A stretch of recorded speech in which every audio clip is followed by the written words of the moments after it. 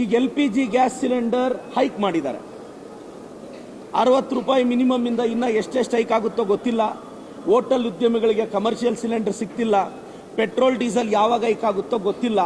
ಯಾಕೆಂದರೆ India Pakistan war ನಿಲ್ಲಿಸೋಕ್ಕೆ ನಮ್ಮ ಪ್ರಧಾನಿಗಳಿಂದ ಆಗ್ತಿಲ್ಲ. ಅವ್ರಿನ್ನು ಇಸ್ರೇಲ್ ಅಮೇರಿಕ ಇರಾನ್ ವಾರ್ನ ಎಲ್ಲಿ ನಿಲ್ಲಿಸ್ತಾರೆ? ನಮ್ಮ ದೇಶದ ವಿಚಾರಕ್ಕೆ ಬಂದಾಗಲೇ ನಮ್ಮ ಪ್ರಧಾನಿಗಳು ಮಧ್ಯಸ್ಥಿಕೆ ವಹಿಸ್ತಾ ಇಲ್ಲ.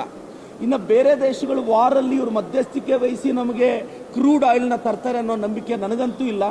ಇವತ್ತು LPG ಆಗಿದೆ, ನಾಳೆ ಡೀಸೆಲ್ ಆಗುತ್ತೆ, ನಾಳೆ ಪೆಟ್ರೋಲ್ ಆಗುತ್ತೆ, ನಾಳೆ ಪ್ರತಿಯೊಂದು ಎಲೆಕ್ಟ್ರಾನಿಕ್ ಗೂಡ್ಸು ಪ್ರೈಸ್ ಹೈಕ್ ಆಗುತ್ತೆ. ಇಷ್ಟು ಮಾತ್ರಕ್ಕೆ BJP ಅವರು ಸೆಂಟ್ರಲಲ್ಲಿ ಅಧಿಕಾರಕ್ಕೆ ಬರಬೇಕಾಗಿತ್ತ? ಇವತ್ತು ನರೇಂದ್ರ ಮೋದಿಯವರು ಕೇಂದ್ರದಲ್ಲಿ BJP ಅವರು ಬಂದಾಗಿಂದ ಬರೀ ಪ್ರೈಸ್ ಹೈಕೆ. ಜನಸಾಮಾನ್ಯರು ಒಂದು ಯೋಚನೆ ಮಾಡಬೇಕು, ನೀವು BJPಗೆ ಮತ ಕೊಟ್ಟಕ್ಕೆ ಅವ್ರು ಕೊಡ್ತಾ ಇರೋ ನಿಮ್ಮ ಕೃತಜ್ಞತೆ. ನೀವು ಕಾಂಗ್ರೆಸ್ಗೆ ಓಟ್ ಹಾಕಿದ್ರಿ, ನಾವು ನಿಮ್ಗೆ ಗೃಹಲಕ್ಷ್ಮಿ ಕೊಟ್ವಿ, ಗೃಹ ಜ್ಯೋತಿ ಕೊಟ್ವಿ, ಯುವ ನಿಧಿ ಕೊಟ್ವಿ, ಎಲ್ಲ ಯೋಜನೆಗಳನ್ನ ಕೊಟ್ವಿ. ನೀವು BJPಗೆ ಓಟ್ ಹಾಕಿದ್ದಕ್ಕೆ ಅವ್ರು ಏನು ಕೊಡ್ತಿದ್ದಾರೆ? ಸಿಲಿಂಡರ್ ಮೇಲೆ ಪ್ರೈಸ್ ರೈಸ್ ಮಾಡ್ತಾ ಇದ್ದಾರೆ. ಸೊ ಈ BJP ದೇಶಕ್ಕೆ ನಾಡಿಗೆ ಮಾರಕ ಅನ್ನೋದು ನನ್ನ ಅಭಿಪ್ರಾಯ ಸರ್.